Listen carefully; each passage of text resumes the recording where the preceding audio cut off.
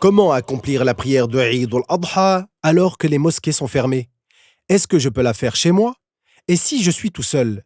L'APBIF vous explique comment accomplir la prière de Eid al-Adha.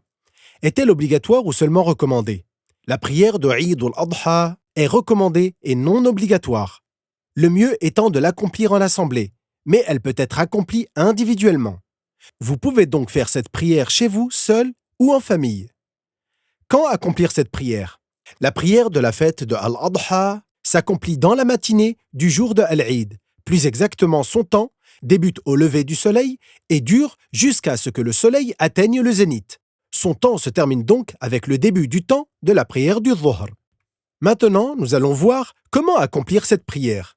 Tout d'abord, sachez que la prière du Eid comporte les mêmes piliers et actes recommandés que les autres prières et répond aux mêmes conditions de validité. Voici comment l'accomplir avec certains actes surérogatoires qui lui sont spécifiques.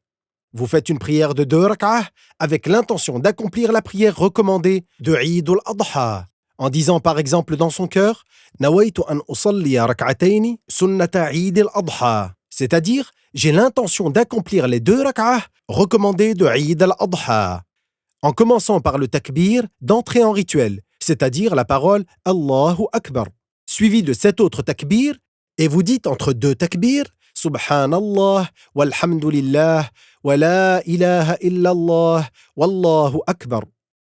Ensuite, vous récitez la Fatiha, suivi d'une sourate, et vous continuez votre rak'ah comme d'habitude.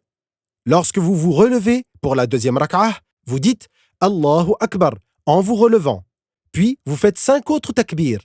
Et vous dites entre 2 takbir « Subhanallah, walhamdulillah, wa la ilaha illallah, wallahu akbar ». Puis, vous terminez votre prière comme d'habitude. Dans le cas où elle est accomplie en assemblée, il est recommandé à l'imam de dire 2 discours après la prière, comme les 2 discours du vendredi. Dans le premier, il prononce 9 takbir, et dans le deuxième, 7 takbir. Enfin, l'APBIF vous félicite à l'occasion de Eid al-Adha et vous rappelle l'importance d'apprendre la science de la religion.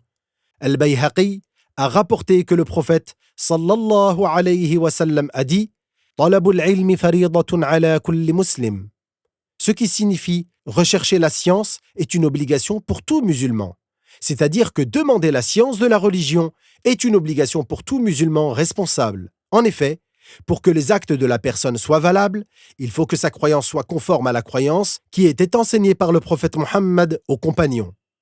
Il faut donc croire que Dieu existe sans endroit et sans comment, que Dieu n'a aucune ressemblance avec ses créatures, qu'il est tout-puissant et que rien n'a lieu dans ce monde si ce n'est par la volonté de Dieu.